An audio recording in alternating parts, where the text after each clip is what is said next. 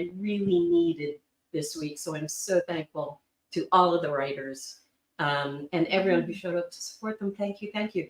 For anybody who's watching at home, thank you for being there. For anyone who's watching in the future, welcome. Welcome, everybody, to True Story, April 2024 edition. And the theme is At Last. We took a month off for Winterfest, which was crazy busy. Yeah. Our little theater is really thriving. Really. We have our first production since the Before Time. Coming up, it is David Johan Kim's Two Stop. And it was in part developed here at ESTLA and also in part developed with Chalk Rep. I'm going to refer to them as there because another of David's plays, Pang Spa, will be produced simultaneously by Chalk Rep in the theater behind us. They're going to open a couple of weeks after us. Open May 4th. With you. And we'll preview the second and third. And we are we have a wall over here which you folks at home can't see. That is the dramaturgical wall. It has all the information about the history of the play. The play takes place in the 1992 riots downtown in a small Korean market called Two Stop. So the theater right now has a completely different configuration because we are going to turn our theater, our lobby, and that space back there into a Korean market. So we also have gotten amazing support. Dave was in the very unique position of getting two of his plays selected by the Los Angeles City Play Project, which comes with a grant for both the playwright and the theater producing. So we got that. Chalk Rep got it for Pang Spa. So both of his plays won this award, which is amazing. And through the Benjamin Theater Grant, we're picking up some of the rest. But something I need to share with everybody at home and everybody in the future and everyone here. To produce theater in Los Angeles now in the aftertime costs about quadruple what it did before. So we need to raise some money so that we can produce, so that we can keep doing True Story, so that we can keep doing all the regular programming. If, when you can, please donate to the theater. There's ways to do that on the website, estlosangeles.org. I will ask you again at the end of the night. Sorry, I hate asking for money, but this is so worth it. It's magical. And I just, are you going to say anything else? I'm gonna shut up. Did I need to say anything else today? Anyone? Do you do the other theme for next month? The theme for next month, You're welcome. it's going to be May 12th. The theme will be The Comeback.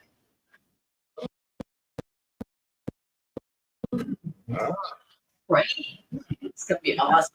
All right, friends, here we go. True Story at last. Just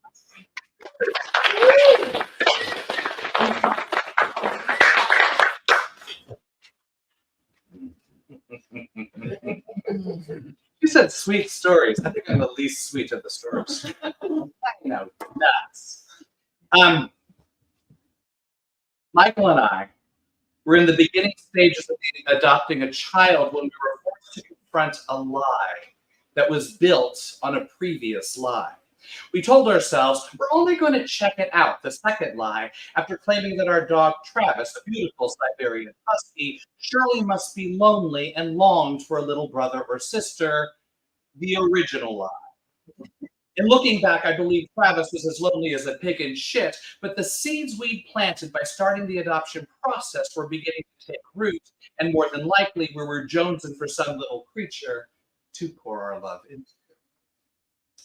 And so, the lie atop another lie disguised as truth brought us to an animal shelter in Pasadena that not only had the requisite cats and dogs, but also a rescue alligator named Tina. Being in Southern California, cage after cage was filled with Chihuahua or Pit Bull mixes. It would be fair to say that Michael and I, although we were only looking, weren't interested in run-of-the-mill. We wanted our second dog, when we were actually ready for that second dog, to be easy on the eye, even exotic if possible. But if those qualities were unavailable, a double helping of Corky would have to do. As we made our way through the shelter, the dogs yipped and pranced, acutely aware that we had the wherewithal to free them from their penitentiary. The cacophony of barking echoing throughout the premises made me wonder if I really wanted to disrupt my cozy life with a creature that would make constant demands and turn my world upside down. And yes, with adoption lurking in our future, the irony was evident to me even then. All the cages were clearly marked with information of its inhabitants, including age, breed, and name. The placard on one cage said it contained a 6-month chocolate lab named Mr. Nitty and a 4-month red husky chow chow mix. Mr. Nitty was a hyperactive and bouncy little dog, literally jumping 4 feet in the air. He presented as the dog type, touching as he was, who would demand to play fetch during cocktail hour, and that simply wouldn't do. In comparison, the reddish husky mix named Rusty, a bit on the nose for my liking, was incredibly still. He had spectacular golden eyes, and a perpetual storm cloud hovered above him as if the weight of the world entirely rested on his haunches. His most prominent feature, however, had to be his huge ears, one sticking straight up, the other drooping cockeyed to the side. The more the chocolate lab bounced, "Pick me, pick me, pick me!" the more the husky hung his head and moped, "Go ahead, pick him, I'll just wait in the corner." We walked through the entire shelter, but found ourselves returning once, twice, thrice to the pathetic dog with the delightfully crooked ear. Not only did his ambivalence and woebegone eyes greatly appeal to both Michael and I, but easily being the quietest dog in the place, I felt he would cause the least amount of disruption in our lives. In the end, we both knew We're Only Looking was a complete fabrication. Adorability outmaneuvered practicality, and we brought the little fucker home. After a week of Rusty come and Rusty sit, it became apparent that Rusty had to go. Not the puppy, the name. One pleasant evening, we pondered alternatives while drinking cocktails in the back. Michael took a thoughtful sip of his vodka cran, which gave him an epiphany. What about Cosmo? Cosmo fit right into our routine. Travis fawned all over him, but needing to maintain alpha status, would periodically put the new dog in his place. When Travis snapped at Cosmo, Cosmo immediately became the puppy we met at the shelter, completely pathetic and ultimately endearing. We were so taken with Cosmo's golden eyes and one droopy ear that we flat out neglected to look at his paws. It was a friend who initially prophesied he's going to be one hell of a big dog. Not only did Cosmo's droopy ears straighten out, a development that saddened me immensely, but he filled into his paws, surpassing Travis, who was already on the husky side of the husky spectrum. At 8 months, Cosmo tipped the scales at an astonishing 96 pounds. Oh my God. As he got bigger, the husky part of his lineage clearly emerged with the face mask and curly tail, but what was not evident were the distinctive traits of the breed that is Chow.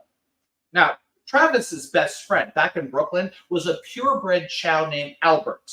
Albert and his owner lived on the same floor as we did, and at every opportunity, Travis humped Albert, and Albert seemed to appreciate that Travis did so. When I first read the placard at the shelter identifying Cosmo Rusty as a husky Chow mix, I thought that a fortuitous hybrid for Travis to have as a companion. Cosmo, however, had none of Albert's Chow Chow features, the deep-set eyes, long hair, blue-black tongue, which brought us to the conclusion that the shelter's designation was partially inaccurate. We ticked off other breeds as well. German Shepherd? No. Malamute? No. Great Dane? No. Sheepdog? Weimaraner? Rottie Mastiff. No, no, no, and no. With his considerable size and unique marking, Cosmo was truly like no other. Yet after stumping our vet and other dog owners, the case of the mysterious dog breed eventually went cold, and for a time, when asked by friends, we regrettably referred to our second dog with the second-class descriptor, Mutt. Until one day, when Michael and I were out day drinking, and a gangly man was walking towards us with a dog who looked identical to our Cosmo. I was thrilled. The question of Cosmo's ancestry might very well be solved. I slowed down the pet owner with an "excuse me," something he seemed to begrudge. I clocked his consternation and appropriately modulated my voice contritely, inquiring what breed of dog he was walking. The pet owner, with an unvarnished bluster, spat out, "He's not a dog. He's a wolf."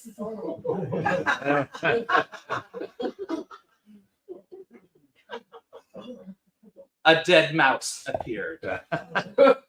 Just outside our kitchen, leading into the backyard. His neck had been snapped, and so I was pretty sure it didn't crawl to that spot and expire from sheer exhaustion. From its placement, I determined it was some sort of present for the humans of the house. "Good boy, Travis," I congratulated. In Brooklyn, Travis used to catch apartment mice with the same precision, so I made the natural assumption that he was the varmint killer. Travis, however, refused to acknowledge my accolade and even walked away from the dead rodent as if I so don't do that anymore. But if Travis didn't kill the mouse, I refocused my gaze onto Cosmo, but as I stood above the dead mouse, all I got from my almost 100-pound, uncoordinated, gloomy, possibly part wolf puppy was a blank stare, and that at some point he was going to need antidepressants.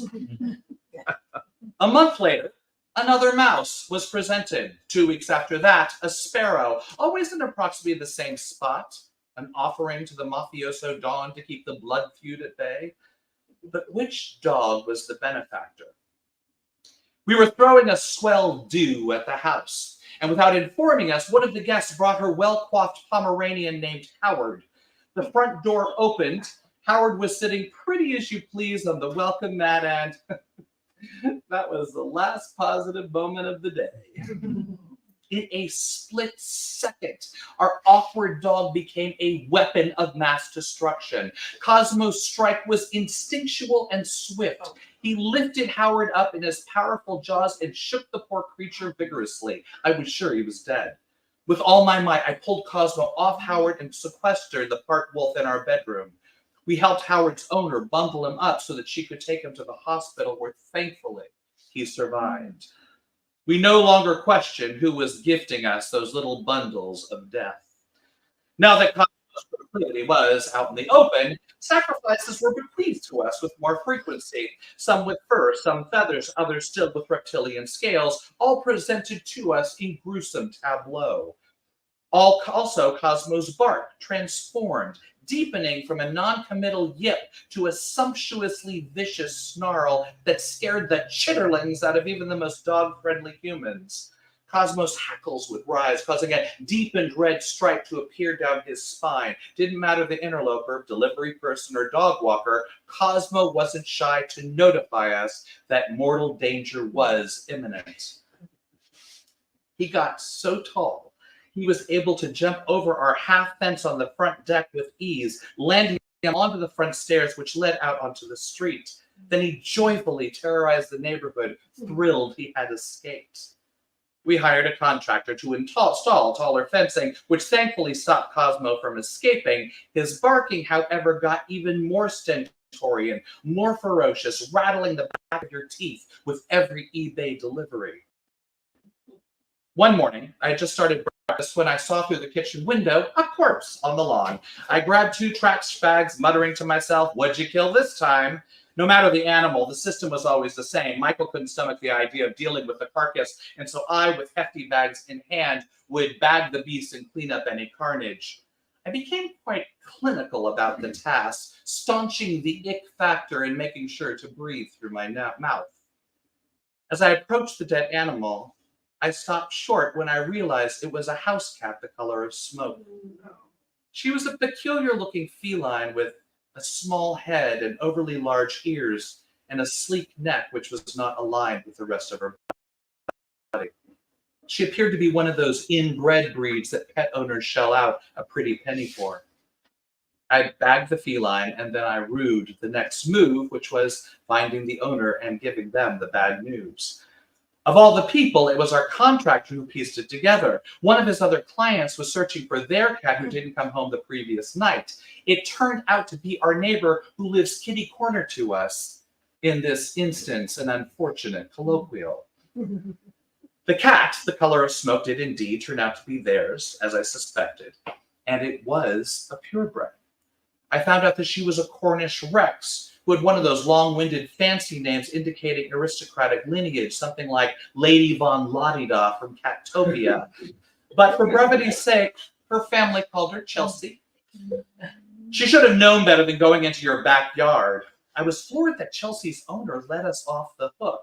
But when I think about it, she really was a stupid cat.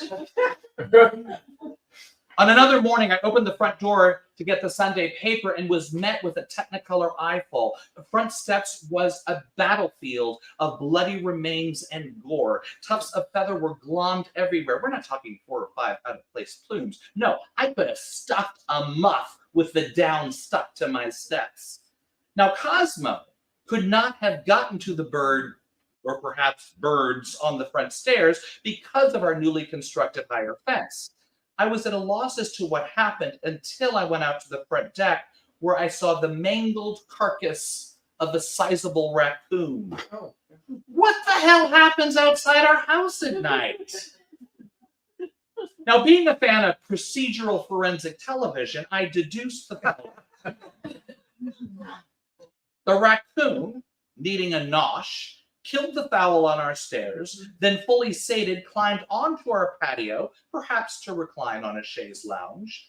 But what our ringtail long could not have anticipated was that Cosmo was lying in wait, most likely with a Jack Nicholson glint in his eye. Here's Johnny. Cosmo became so adept, so lethal, that his body count included a baker's dozen of mice, 4 or 5 rats, 3 squirrels, at least 4 species of birds, a couple of lizards, 1 house cat the color of smoke, 1 well-fed raccoon, 1 skunk, which produced such a horrifically indelible odor that when I took a trip to New York the next day and opened my suitcase in the hotel room, the pungent stench came along for the ride. But perhaps the most grisly Cosmo kill was a mama opossum, who I had to make sure wasn't playing possum. And there, crawling out of her pouch, was a baby opossum who miraculously survived the attack. I'm sorry to report 7 of its brothers and sisters did not. Saving that baby opossum, however, and getting it to the crazy opossum lady, well, that's a story for another time.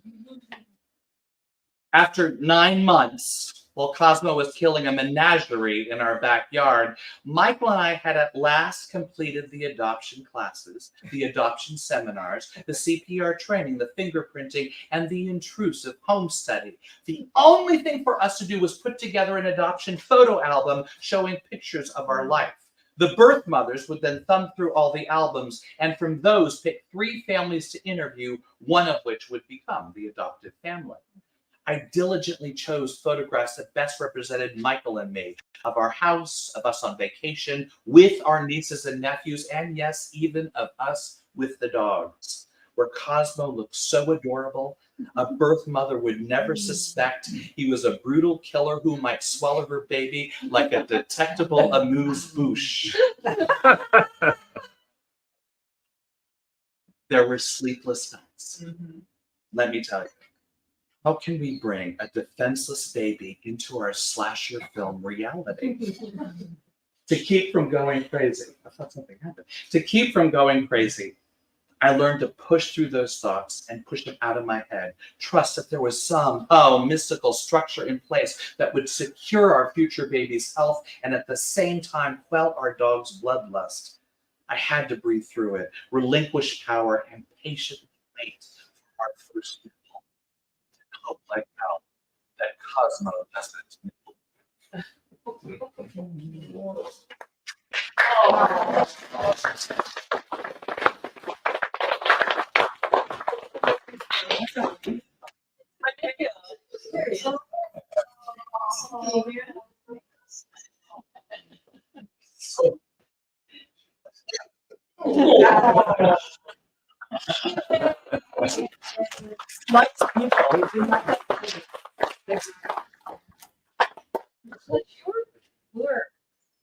Your work with words. It's magical to listen to your ability with language. It's such a gift. So thank you.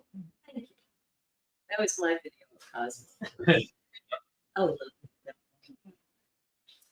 I should read the upside down. Fault. Be full. Terry, are you ready? Yes, it's Terry Fallon. How are you tonight? True story.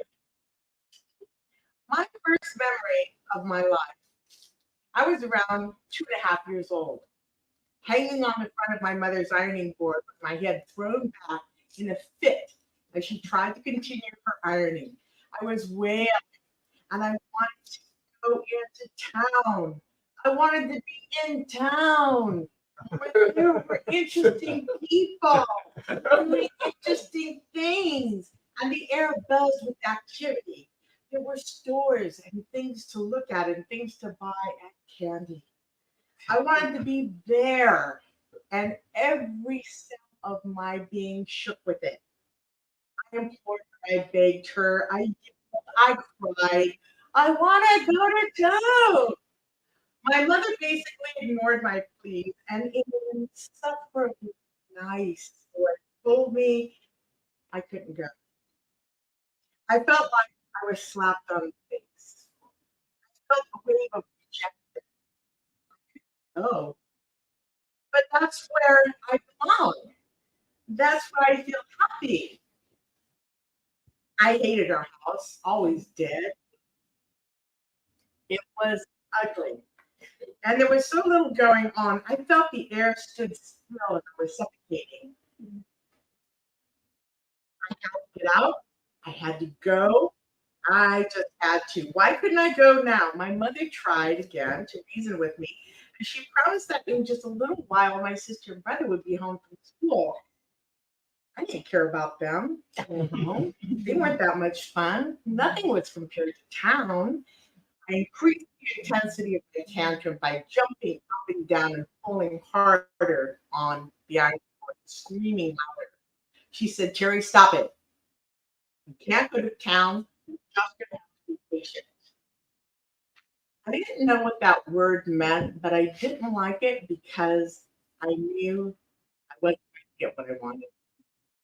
I went out on the back porch to sit and pout, looking out over the overgrown grass, the wild baby trees, and the cornfield beyond, and I thought, I couldn't do anything to make my trip to town happen. And it was a very, very bad feeling. Worse was the powerful truth that I knew. Something that should have been obvious to my mother, but she didn't see it. And if she did, maybe she could help me. Because I just knew I didn't belong there in the country. I belonged with those people in town. Most of my early life, like it or not, and that would be not, I had been hanging at the front of that proverbial ironing board with a deep yearning inside to answer the call of town, to move out of the country, to go to where the energy was different, the people were different, and life's wonders lay there, where I could feel alive, where I could feel I truly belonged. But getting there would take a really, really, really long time. And in the meantime, I had to somehow fit in. When a guest came to the house, I would bring out a book from the encyclopedia to show them the cool stuff in it, only for them to look bored and for me to be told to put it back. Playing at other kids' house was uncomfortable because I just wasn't interested. I was instructed by my mother to play along. And that became the overriding feeling of my life, that I was just playing along. In third grade, a girl told me that a boy in fifth grade liked me and pointed him out. I was shocked. I mean, I was reaching out for a boyfriend and I didn't want a boyfriend. I mean, I had never thought about it. But she and other girls insisted that I at least talk to him. It was peer pressure at its worst. And I thought I had to play along. And I felt like a sacrificial lamb. They kept pushing me to talk to him and acted like having a boyfriend was the most important thing a girl could do. It turned out that he was a nice guy. He told me all about his dream to be a rock star and moved to California. I felt I had found my soulmate. We became inseparable, riding along on his bike, swimming in the creek, kissing and sharing our dreams. He was my favorite person ever. And after several months of this relationship bliss, he broke up with me, which broke my heart and shattered my confidence. Clearly, there was something wrong with me if he didn't want to be my boyfriend anymore. The worst part was losing someone I could dream with. My family moved again. Wake up again. I forgot about having a boyfriend, and I made a few friends. It was okay to hang out with the past time and have fun. Really enjoy myself. My favorite thing to do, was dreaming about when I would grow up and I would live in the city in my own apartment. I would go out and I would do things and I would be cool people. I could see it in my mind and I feel it deep down and I got so excited every time I thought about it. And I just couldn't wait for it to happen. Of course, I couldn't really talk to friends about this because they just didn't get it. They just had a blank expression and then asked me why I would want to do that. And looked at me as if it was a little strange. So I kept it to myself. Like, long. Then my world became this weird place of mysticism. Puberty stole my concentration and put me in a very unwanted race as I waited for hairs below and breasts above. I was not an early bloomer and I would not have cared except everyone else kept gauging my development and comparing me. To try as I might to not care still stole my confidence. Reassurances only made it worse because all of a sudden I wanted a boyfriend and I wanted to. It was like being possessed. Even though the fog of heavy petty in the back seat of the car, even through that, I still had a little clarity. This could be a trap. But I was not really careful. I'd be out here forever. It was okay to play along. I had to be very careful if I wanted to move away someday. As I approached 17 and I entered the phase of being asked constantly by every adult family member if I had a boyfriend. My work as a person now hinged on how I answered that question. If yes, I went up a notch. If no, I went down a notch.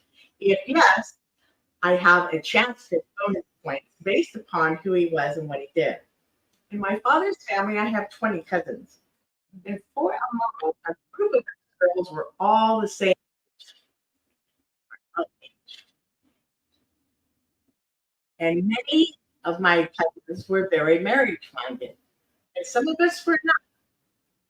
But if a little less than when a newly engaged cousin was showered with attention.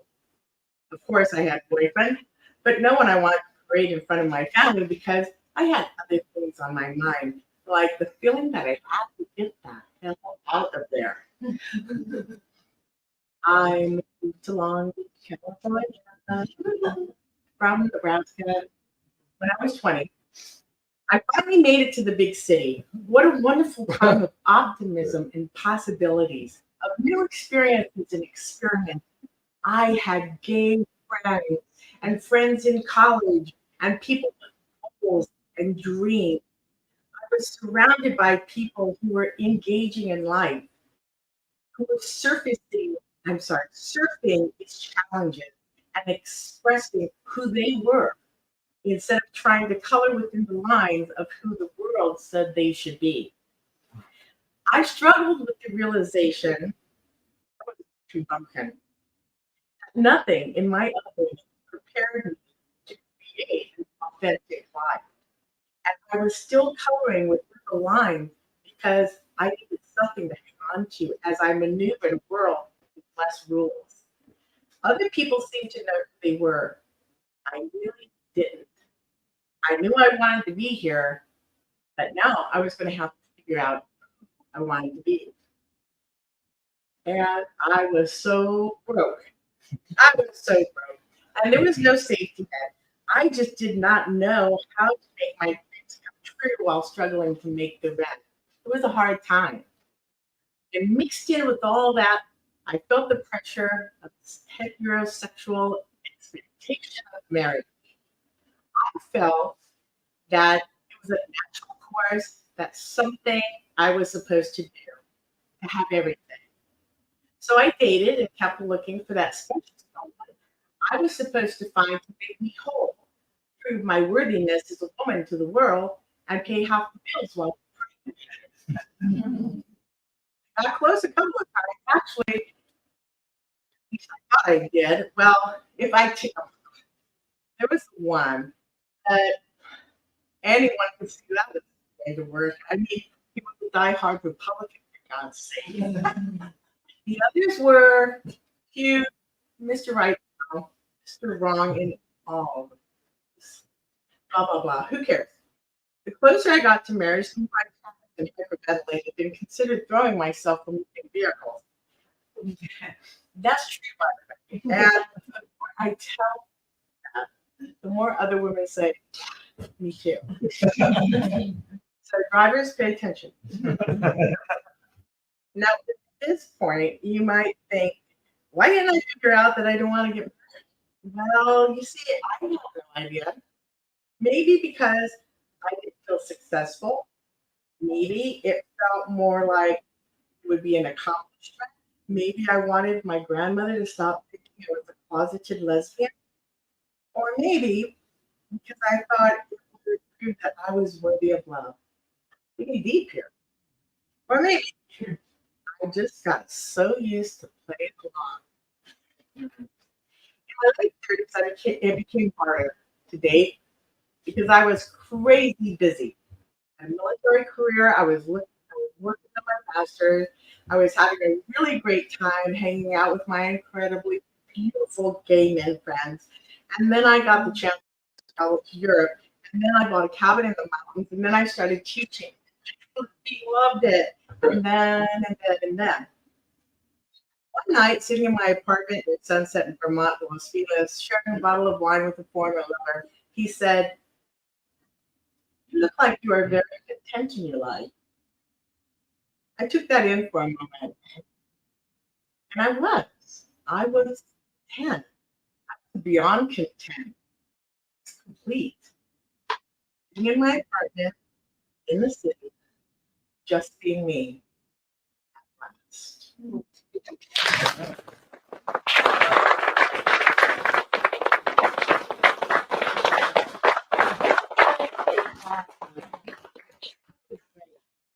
Thank you. Experience. That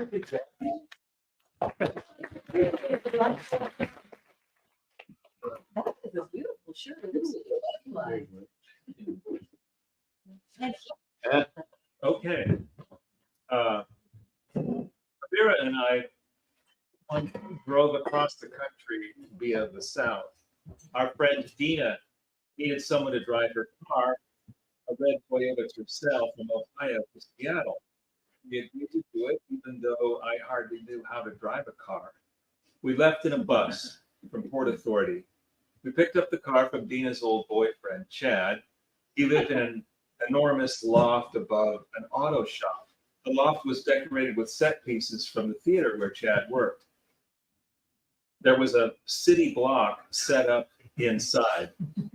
I had always wanted to live in a theater set, but our one night there was perfectly miserable. Fumes from the auto shop downstairs rose up to burn our nostrils and deaden our brains. I lay awake the entire night wondering how Chad, his roommate, and round-faced cats were even still alive. One night there, and I had lost the pills. It was the first night of the trip. We had a plan, maps, and a list of things we were not going to do. Stay in hotels or motels or take major interstates, toll roads, or highways. We were not going to eat at restaurants. We had a camp stove and a cooler. It was late spring, and we chose the route through the south because we thought it would be warmer. Before leaving Ohio, Avira bought a magic hat, a red and blue velvet Applejack newsboy hat. We had never been down south. We stared slack-jawed at people who stared back at us, seemingly every bit as scared as we were. But most everyone was welcome and friendly. The next thing I remember is having a picnic in a park in Tennessee beside a meadow. It was a spring afternoon. Avira had on a pair of short striped shorts and cowboy shoes with no socks. After lunch, she danced off across the recently mowed meadow. The grass was soft, silky, and wet. I followed, calling out, "Be careful in that grass, there might be ticks." Lyme disease was all the rage. She looked down at her ankles and screamed, "Ticks!" I looked at my own ankles and screamed too. We were covered in ticks. I mean, literally covered in crawling ticks, not just on our ankles, but everywhere. We ran around in complete panic, twitching, trying to brush them off. And then we spent another 45 minutes in the car with the windows open, brushing, picking, and flicking, trying to remove them all. It was easily the most excruciating 45 minutes of my life. No one would top it. After it seemed like we'd gotten all the ticks off, we drove to Memphis. We needed a room. Memphis is a music town. Al Green, Isaac Hayes, Big Star, B.B. King, Johnny Cash, the great Rufus Thomas, and Otis Redding, just to name a few. The list goes on and on. But at this time, and maybe still, the most famous king was the king, Elvis Presley, at his home, Graceland. We drove down Elvis Presley Boulevard and got a room at the Elvis Presley Motor Inn. I don't know what it's like now, but at this time, Elvis Presley Boulevard was as well as the Elvis Presley Motor Inn. But we needed room. They put us in the back with the drug dealers and prostitutes. Throughout the night, we heard the sounds of good times. Just outside the door. Inside our room, we were naked and combing all over each other's bodies with flashlights, looking for tips. The next morning, we got up, washed our clothes in a laundromat with a shattered front door, and went to Graceland, a relatively modest, gold-plated house with big televisions and colorful bric-a-brac. Elvis, his parents, and other relatives are buried on the grounds near the pool. I was kind of sad to say goodbye to Memphis. On the edge of town, we stopped at a gas station, and I used the restroom. I did my business and flushed the toilet. I was horrified to see that whatever was down there was starting to come back. Rising up out of the toilet, I fled, ran out, and Fortunately, Abira had pulled the car up almost to the door like a getaway car. I jumped in and yelled, "Drive!" And she peeled out, spewing gravel and debris behind us. We drove into a major storm. There was a place we read about where they had animals that could do tricks. At this time, there was no internet. There were no meetings. If you wanted animal tricks, you had to drive to Hot Springs, Arkansas. When we got there, a hurricane devastated the town the day before, and a recovery effort was underway. We walked down the main street, and there was mud and debris waist high in the paper boxes. The storefronts were all empty. A 4-foot high river of water had washed through the center of town, destroying the business area. We found the place where the animals had been. It was completely empty, but for a few old snapshots taped to the wall. One was of a parrot pushing bowling balls. We couldn't believe we were going to have to miss this. What a disappointment. Knowing it was the wrong choice, we decided to stay in this town and camp. I could find a hillside of tall trees near a lake. We weren't alone. Campsites all around us were occupied by a couple who appeared to be on the lam, and a lone man Abira identified as a serial killer. He had a beard, a thin beard that was tight on his face like a rope. He told us he was there to scuba diving and needed a partner. He didn't so much as ask, but told me I was to be that partner. I didn't respond, but Abira was emphatic. No, no, no. He said, which he did not seem to be hearing. Rattled. Sometime during the night, Abira woke me up saying that a serial killer was pounding on the tent with a hatchet. I was to defend myself. The only sort of weapon I had was my belt. I had a big fat 60s leather belt with a heavy brass buckle. With difficulty, I removed it from my pants. Then, armed with the heavy belt, I unzipped the tent door and peered out into the night. There was no serial killer in there, but there was a storm. I had never been this close to a storm like this. The wind was so heavy with the trees that it sounded like a locomotive. In the occasional times I'd seen as a child, hurricanes and tornadoes sounded like locomotives. I knew that meant that we needed to take drastic measures, but I didn't know what the hell drastic measures would take. We ended up pulling the tent up, pulling it into the wall, and spending the rest of the night with it balled up at our feet in the women's restroom, a simple building made of cinder blocks in the shape of a rectangle. It smelled bad. We didn't even try to rest. We just sat and waited for the cinder block sunrise. When morning came at last, the occupants of the other campsites, including the serial killer and the couple who were on the lam, all emerged looking bright-eyed and well-rested. The serial killer seemed no longer interested in having me as his scuba diving partner. Perhaps he had surprised correctly that it was not equipped to be on the cover. Abira and I had breakfast. I washed the dishes. We didn't have a lot of dishes. It was a total of 7 cups, spoons, pans, and silverware, all of which had a pink wash face. But on this morning, somehow, neither of us understand how today. Somehow it took me an hour and a half to wash them all. If Abira tells this story, she tells it a little differently. She says there were 5 dishes and it took 2 hours.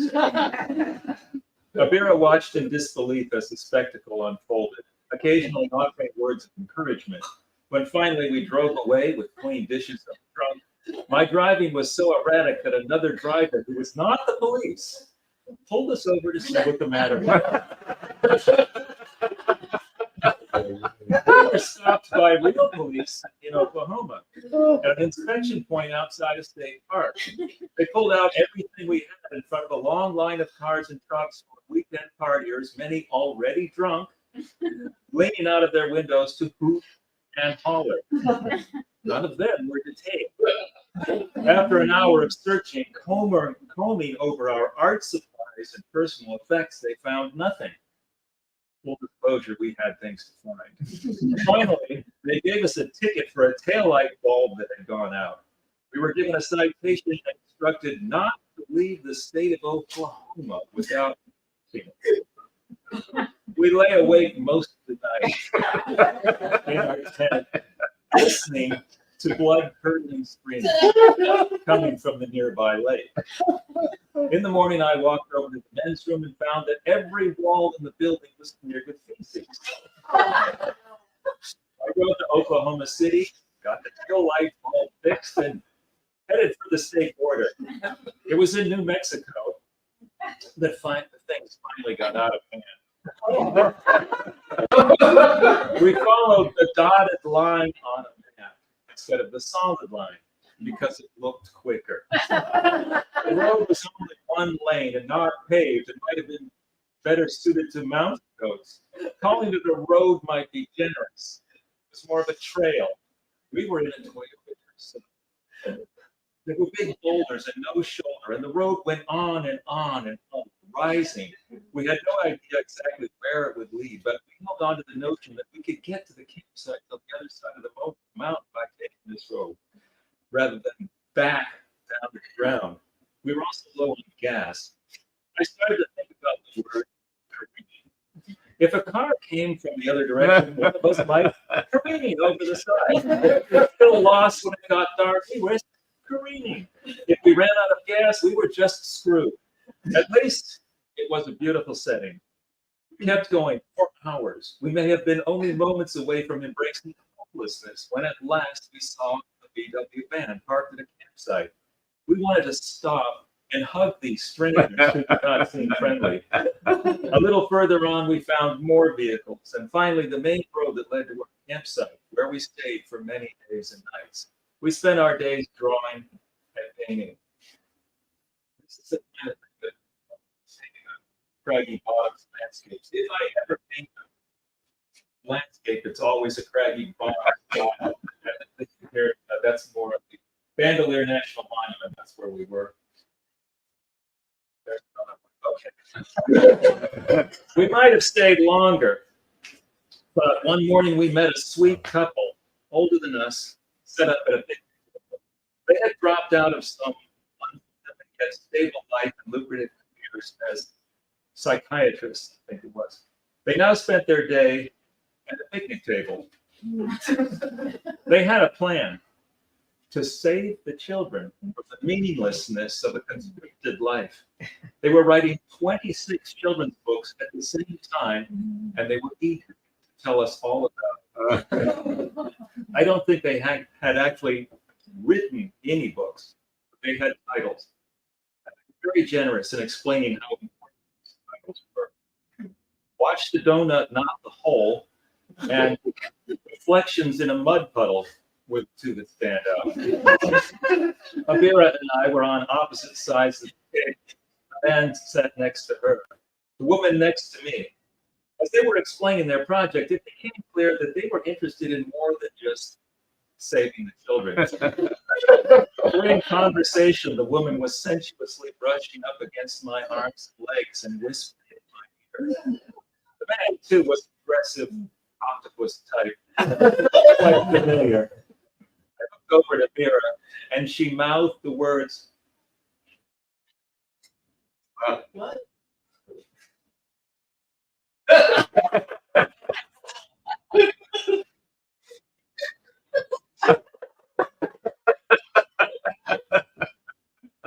I knew just what she meant. If you want to get to know us better, have or at least something nice to offer, something beyond reflections in a mud puddle. We got up from the table, packed up our campsite. Bandelier National Monument is breathtakingly beautiful, but it was time to leave. We went on to have incidents in half a dozen more states. here we are in Arizona at the Grand Canyon. I'm not actually certain that it's been a long time. Red Rock City, which is just outside the Grand Canyon. And here, we linger on this picture. You can see that I'm wearing a white. Yeah. You should know that is not the belt that I reached for when we thought serial killer was pounding up the hatchet. That's a different belt. I had more than one. There's a beer up here. A little more than a week later, we arrived, delivering the car intact to Dina in Seattle. Seattle felt like home, familiar after the South. And at least we wouldn't be as obvious. It wouldn't be as obvious that we were from out of town. When we told Dina about our adventures, she didn't think they were as funny as we did. That's my car, she said. We hadn't thought of that.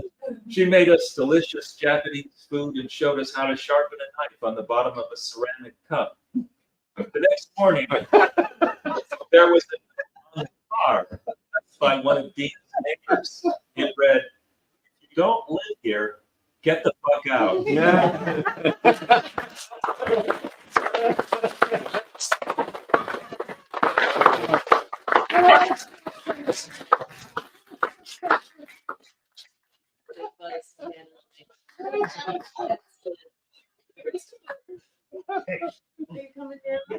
I have a stool for you.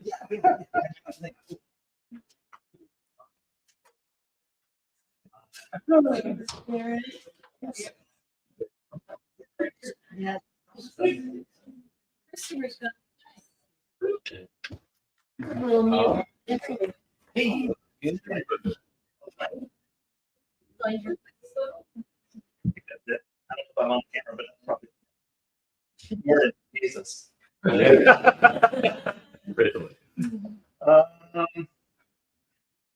So, in this, so I'm like working on a piece that is sort of two pieces are becoming one. That's not the theme to become one, but at last it might be a finished song. So we'll see. If you tuned into December, there was a recorded piece that I played. So if this feels a little bit familiar, that's why, but at least I'm plagiarizing my own work.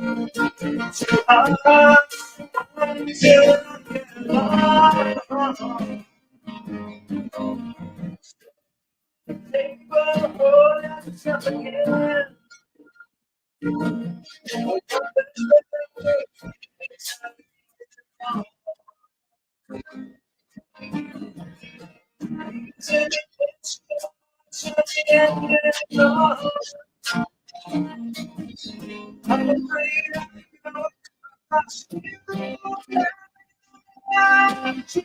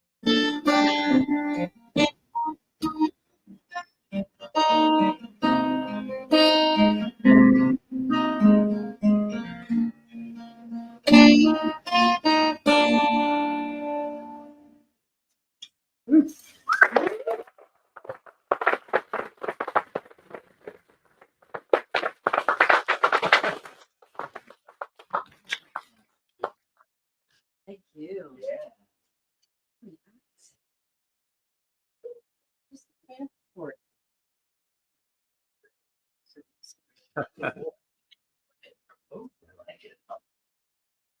Changes the whole energy of the space. too, and I love it. Love it. All right. Tom Stringer.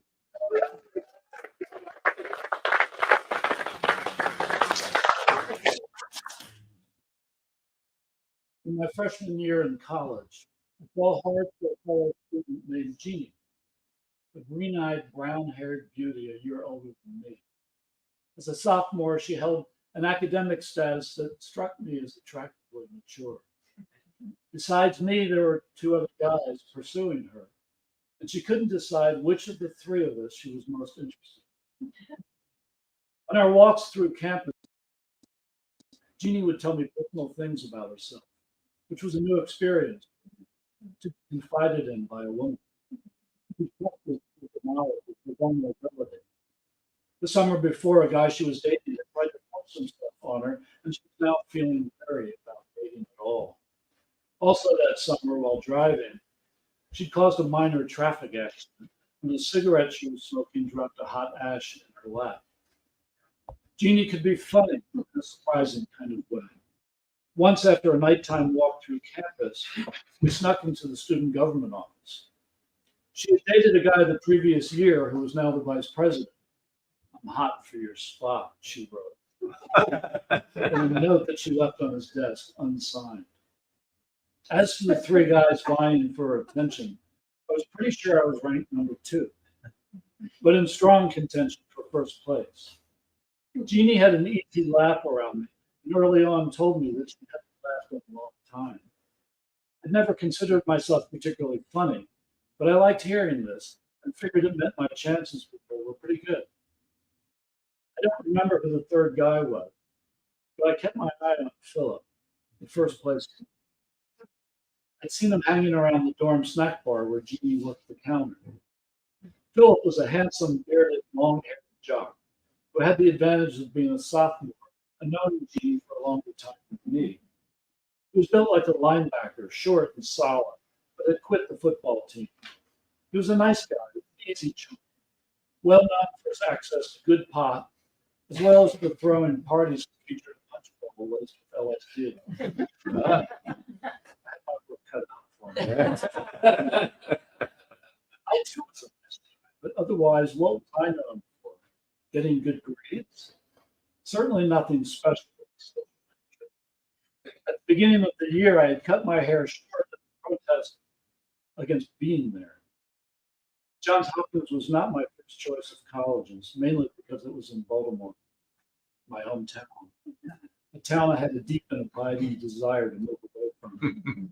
For economic reasons, I was firmly entrenched there in my college year. But the good news was I was in love for the first time. A lust-filled crush that had been developing since Jeannie and I had met that winter in a class called Juvenile Delinquency and its Treatment.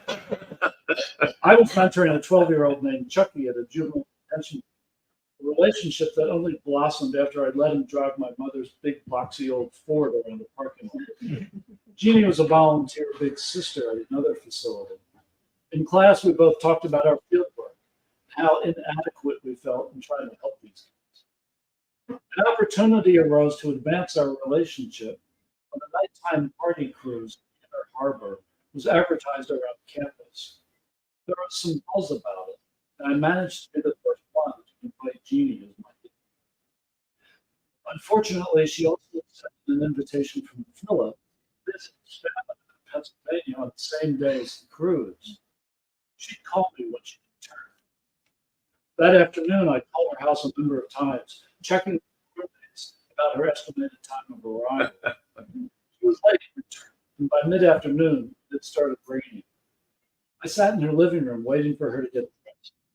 Toasted cheese and crackers with a bottle of Mateus Rosé. When she appeared wearing a long white dress with a deep V down the front, I felt totally charmed that she would dress like that for a date with me. The idea was to take her out to Loch Raven Reservoir, a forested area a few miles north of town, where we'd spread out a blanket, eat the cheese and crackers, drink the rosé wine, and if all went well, make out in the grass. Instead, we sat in my mother's old Ford in the parking lot by the reservoir with buckets of rain. As we ate and drank, I listened to her raving about Philip's family, how warmly they welcomed her, and what an all-around nice time she'd had there. It was positively glowing with memory. Somehow I wasn't getting the message.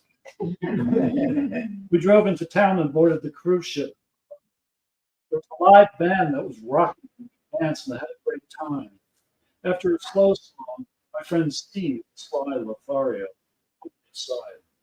He gave me a wink and said, "I see you've come down with a bad case of Roman hangnails." It was true. I was thrilled at how things were progressing. It was late when we got back to Jeannie's house. One of her roommates hung out in the living room with us for way too long, effectively blocking any advances on my part. As the mood changed and the energy left the room, I realized the conspiracy was afoot. They were doing this on purpose. The roommate stepped around to protect Jeannie from me, from my Roman hands. Soon afterwards, for spring break, Jeannie went down to Florida with her girlfriends and returned with a golden brown suntan. I saw her at a big party at her house. She was so good looking and seemed so happy. It hurt me to watch her sitting on Philip's lap. Stevie Wonder's Golden Lady was playing in the background. And for years afterwards, I couldn't listen to that song without remembering Jeannie, how she looked that night, and how I felt about her. One day on campus, while I sat with a group of friends on the steps of Gilman Hall, Jeannie and Philip strolled over, their hair wet from swimming in the gym. Jeannie's hand was resting on his arm. My friend Steve called out, "Here come the young lovers." Everyone laughed. My stomach dropped as I tried to act like I too enjoyed the humor. They were clearly an item. It could no longer be denied. In the summer, Jeannie went to Nantucket Island with her old high school friends from Massachusetts.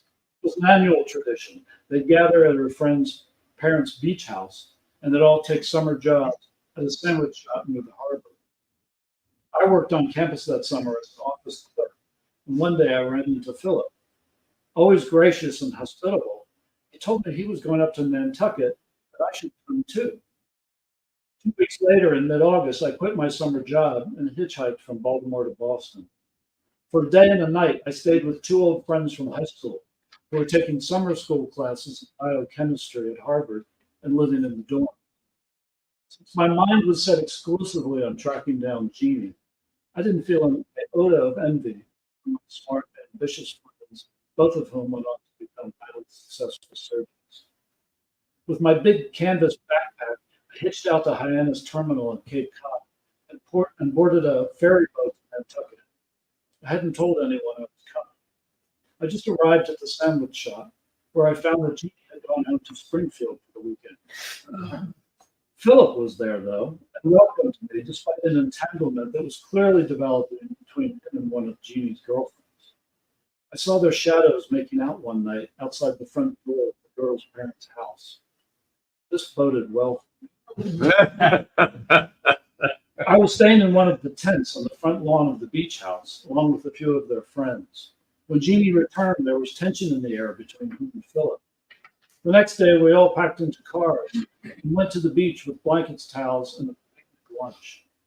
Jeannie and I drifted down to the water's edge and wandered off on what turned into a long, chatty walk along the shore. I was enthralled with her in her white two-piece bathing suit and glad to leave the others behind. When we wandered back, Philip had left, upset, according to one of her friends, that Jeannie had disappeared with me so soon after her return. In the meantime, the parents had grown tired of the tents in the front yard and were all given the boot. Philip, the industrious one, rented a small room in a boarding house and invited us all to stay with him. The whole group got drunk that night, and Jeannie and Philip gravitated to each other and appeared to have made amends. There were 2 single beds in the room. I slept on the floor with a couple of the others. Philip's younger brother, a quiet little pothead, slept on one bed, and Philip and Jeannie snuggled in the other. During the night, I heard them giggling and shifting around, as if trying to make room for each other. At one point, Philip said something about her big boobs, and they both laughed. I couldn't take it anymore. I drank too many beers and got up to step outside and relieve myself. As soon as I opened the door and caught a blast of cool air, I felt something pressing hard against my chin. I opened my eyes and saw the wooden planks of the porch up close. I passed out and cut my lip on the porch floor. The next morning, when Jeannie saw me moping around with a swollen lip, she invited me for a walk to the beach. There, as we sat in the sand, she let me know that she and Philip weren't really together sexually. Suddenly, my spirits lifted. There was hope. The only problem was I was down to my last $15, and I needed most of it for the ferry ride back to the mainland. Jeannie and Philip had both decided to drop out of school, but I was signed up for the next semester, which started in a week. I couldn't linger in Nantucket a day longer. In a kind of love-lorn trance, I said my goodbyes and took a ferry to Woods Hole, then caught a couple of rides on I-95 that took me into New Jersey. I was dropped off in the pouring rain near an exit ramp. It was late, and I walked to an underpass and stuck out my thumb until a highway patrolman pulled over and told me I could hitchhike him. He said I could climb up the embankment to an entrance ramp and hitch a ride from there. I tried that for a while, standing in the pitch dark, getting soaked in the rain, while only a few cars passed by. Finally, I headed back to the underpass. An older guy in a late model Mustang veered over and picked me up. He had slicked back hair and wore a dress shirt and tie. As we pulled into traffic, he reached over and squeezed my leg. "You're so wet," he said. "Oh, I'm okay," I said. Hoping he was really just checking to see if I was as drenched as I looked. A minute later, he did the same thing. Hand on leg, little squeeze. "You're so wet." When we approached the restaurant, he asked if I was hungry, and I said I was, thinking it would give me the opportunity to get out of his car. He was actually a nice guy. He bought me a cheeseburger and a chocolate shake in the cafe. It was well after midnight. I told him I was going to stay there for the night, and he drove on. I was so exhausted and wet, I asked the waitress if I could put my head down on the table. There was no one else in the cafe, so I thought it would be okay. But she said, no sleeping in the cafe. And she pointed me to a bench in the lobby. I was fast approaching a low point, down to my last few dollars, still drenched, and worst of all, I'd left Jeannie behind, with no guarantee I would ever see her again. I settled onto the bench, which was cushioned and covered in black naugahyde. It was comfortable, but too short to stretch out on. So I placed my backpack on the floor by the end of it and used that as a pillow. As I was drifting off to sleep, I heard a noise from across the room. A few minutes later, across the lobby, about 20 feet away, stood a middle-aged man in a crewneck sweater and a yellow rain jacket. "I hate to see you kids sleeping in places like this." He reminded me of the actor Tony Randall, just as harmless looking, but somehow terrifying. I felt nervous and shaken. "I'm fine," I said. "I live in a house off the next exit," he said, in a silken voice. "I have a double bed." "No thanks," I said. "I just want to be alone." "Well," he said abruptly, "you can sleep on the couch if you want." I thanked him again, and after lingering for a while longer, he left in a sniff.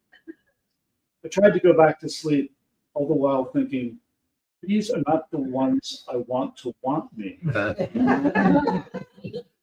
In the morning, I caught a ride the rest of the way to Baltimore with an old guy whose U-Haul van was stuck in low gear. Self-pity kicked in as we trundled down the highway at 35 miles an hour. My life, it seemed, had wound down to an equally deadening pace. Would it ever improve? Was I destined to watch the world whiz by at full throttle? Was second place the best I could ever hope for? There was no conversation with the driver of the van, and that was fine with me.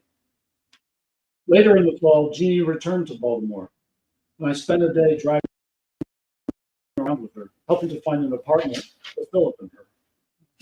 I actually enjoyed the experience, inspecting apartments, meeting landlords, imagining myself as the one she was moving in. Over the next couple of years, I had dinner a few times with Philip and Jeannie and a group of their friends. Each occasion felt special to me, since Jeannie and I would always find the time to talk privately. When I heard they'd broken up, I tried to reach her, but she'd left town without leaving a forwarding number. I'd see Philip now and then around campus. He was working at a food co-op and helping plant a community garden and seemed to be dating a former neighbor of theirs, an older woman in her 30s who wore baggy flower print dresses. Looked nothing like Jeannie. Suspecting that this woman was the reason for the breakup, I found the choice kind of shocking. What was Philip thinking? Was he simply unworthy, after all, of being with Jeannie? She deserved better, it seemed to me, someone with a sense of loyalty. Someone like me. A year after graduating from college, I took a solo road trip around the country. From a mutual friend, I'd come up with Jeannie's latest address, which I scrawled on a legal pad I would use as a travel journal. I'd heard that she joined the Baha'i faith and was now living with a boyfriend, a fellow church member in Whittier, California. With Rand McNally as my guide on the passenger seat of my Volkswagen Bug, I spent the next few months on the road. I drove west from Baltimore, up north through the Midwest, across the Rockies in Idaho, up to the Canadian border near Bellingham, Washington, then down through Oregon and into California. In Los Angeles, I stayed in my cousin's apartment in Silverman while he was back east at a writer's colony. One day, knowing all along that I would do this, knowing it was somehow an essential part of the trip, I drove out to Whittier and tracked down Jean's house. I hadn't written to her in advance, so I sat for a minute, working up the courage to get out. The house was small and plain. One-story stucco ranch house, probably a rental. There was a driveway, but no car. I walked up to the covered porch and knocked on the door. No one answered. The house itself was empty. This I discovered with my face pressed firmly against the living room. My hands cupping my eyes. No curtains, no furniture, no rugs, no TV. She was gone in more ways than one. I stood there on the porch, sensing that somewhere else a full and varied life was being lived, somewhere far from my own. And maybe that was a good thing. My circle around the country was only half done. It was clear to me now, at last, it was time to move on.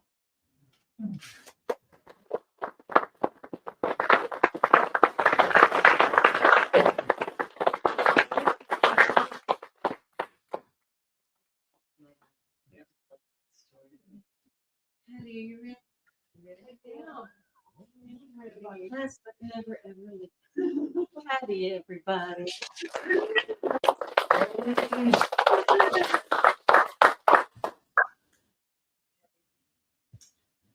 I've ridden a bike in well over a decade, probably more. But really, whenever I thought about it, tried to figure out how long it had actually been, I just got hazy. If you had told me I would ever stop doing something so integral to my being, I would have said, you're crazy. I really liked writing. The fun, the freedom, pure exhilaration and excitement. I love to just lose myself. My hair was always a mess. One time something went up my nose. I wrote in foreign countries, new towns. Once I was on a beach in Martha's Vineyard on a hot summer night, and I wasn't supposed to be there, but oh, the moon and the waves. I like to ride bikes with strangers. Usually, I would just get a vibe that we would have an amazing experience, and most of the time I was right. There were periods where I rode with the same person for a long time, months or years even, and then eventually I would come to realize that riding the same streets over and over, no matter how great they were at first, those streets would get tiresome. There were a couple exceptions, though. There were one or two people where the exhilaration lasted for years. Great rides. But really, I was choosing not to pay attention to the bad parts. It's not hard to ignore pain. Then life circumstances changed.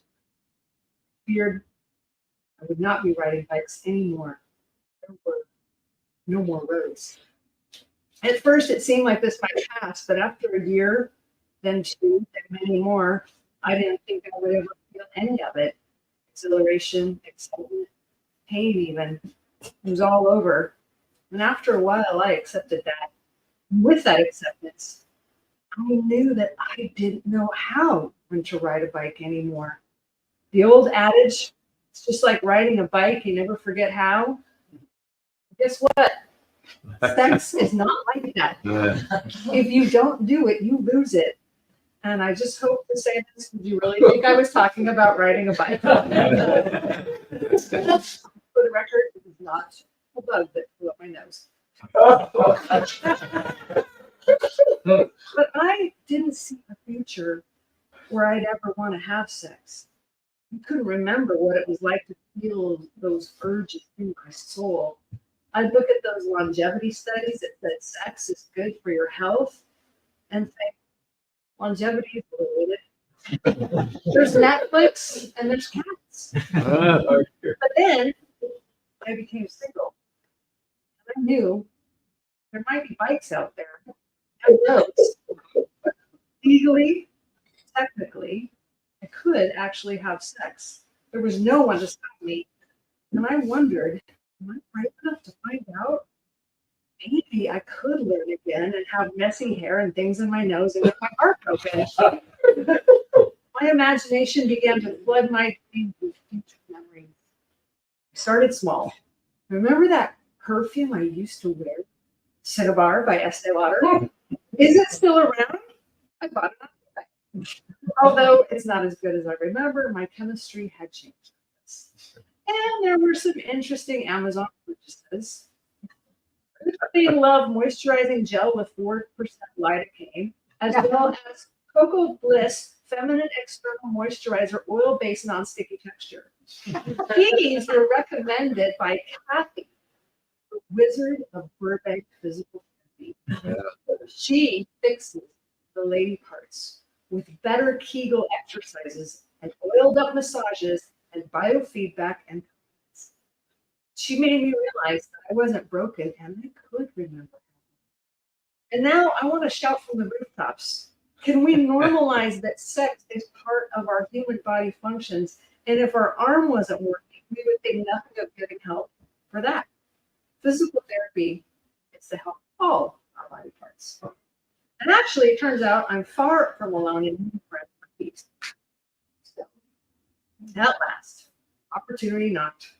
Bike, right there. The spark was lit, like when you put a match to a beachside bonfire. Was I scared? Yeah. And as personal as this has been so far, I'm not going to get that personal. You don't need the details. Suffice it to say, I got on that bike. And at last realized exhilaration, excitement, and maybe even longevity, possible. Going over that hill and seeing that view from the top, maybe it is like riding a bike after all.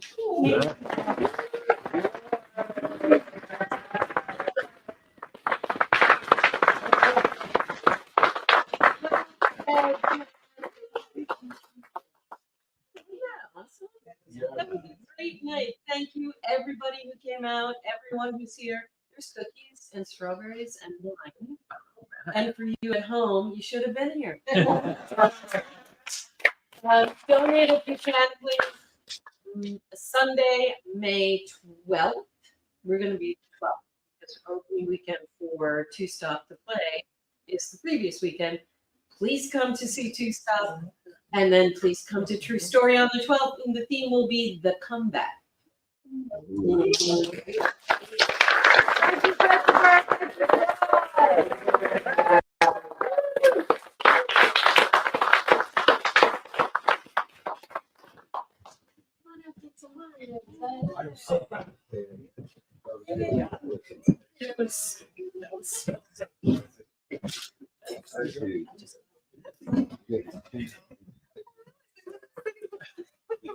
Oh, no. That's what I was thinking. I was including with the writer people. And that wasn't really a directive. Good to see you. Good to see you. Lovely. Oh, crazy. Oh, thank you. There's nothing. I know. It's so good.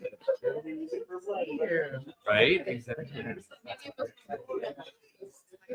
Cool. Yeah, exactly.